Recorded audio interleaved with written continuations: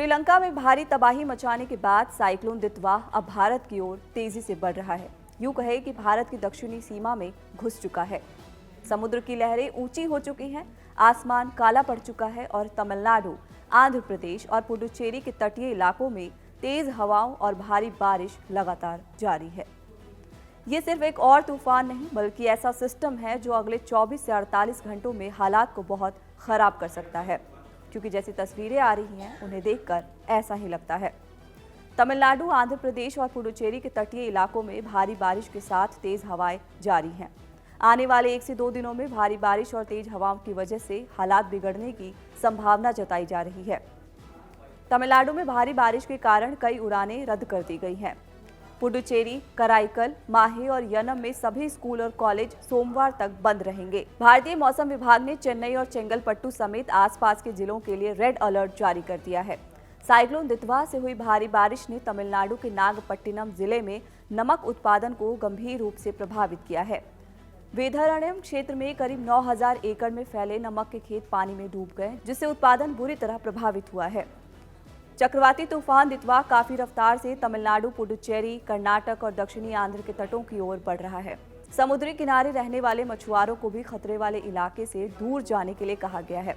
इस चक्रवात के चलते 100 किलोमीटर प्रति घंटे की रफ्तार से हवा चल सकती है। तमिलनाडु के तंजावुर, नागपट्टिनम, मयिलादुथुराई, कुंभकोणम, पापनासम, तिरुवैरायू, पुट्टुकोट्टई, कुड्डालोर और चेन्नई के कुछ इलाकों सहित राज्य के कई हिस्सों में भारी बारिश हुई। बारिश के कारण संवेदनशील जिलों के प्रशासन को दिन भर के लिए स्कूल बंद करने का आदेश भी देना पड़ा। रामनाथपुरम और नागपट्टिनम जिले में तेज हवा और बारिश लगातार जारी है। समुद्र में हाई टाइड आने लगे हैं। ऊंची ऊंची लहरें लोगों को डरा रही हैं। मौसम विभाग का कहना है कि चक्रवात 30 नवंबर को चेन्नई तट के पैरेलल आगे बढ़ेगा। इसके बाद चक्रवात के कमजोर होकर एक गहरे डिप्रेशन में बदलने की उम्मीद है। इसके बावजूद इससे बड़े पैमाने पर भारी बारिश हो सकती है, जो कि लगातार जारी भी है। साइक्लोन दितवा अभी चेन्नई से 470 किलोमीटर दक्षिण में है। आईएमडी ने लोगों से अपील की है कि वे समुद्र से दूर रहें, गैर जरूरी यात्रा टालें और सावधानी बरतें।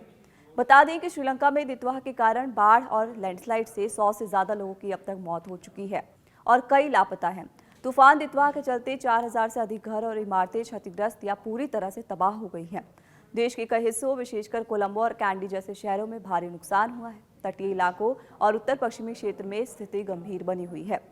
2017 के बाद श्रीलंका में ये सबसे बड़ा प्राकृतिक आपदा माना जा रहा है। श्रीलंका के राष्ट्रपति अनुरा कुमारा दिसानायके ने एक असाधारण राजपत्र अधिसूचना जारी कर श्रीलंका में सार्वजनिक आपातकाल की स्थिति घोषित कर दी है। बता दें कि चक्रवात दितवा द्वारा किए गए व्यापक विनाश के मद्देनजर ये राजपत्र अधिसूचना जारी की गई। वहीं श्रीलंका ने अंतर्राष्ट्रीय सहायता की अपील की है, क्योंकि चक्रवात दितवा के कारण हुई भारी बारिश और बाढ़ से मरने वालों की संख्या 100 से ज्यादा हो गई है। भारत ने अपने पड़ोसी देश को मदद भेजने के लिए ऑपरेशन सागर बंधु शुरू किया है। इसके तहत राहत सामग्री की पहली खेप नेवी के एयरक्राफ्ट कैरियर INS विक्रांत और फ्रंटलाइन शिप INS उदयगिरी से भेजी गई है। फिलहाल इस वीडियो में इतना ही। ऐसी और भी खबरों को जानने समझने के लिए सब्सक्राइब कीजिए कड़क।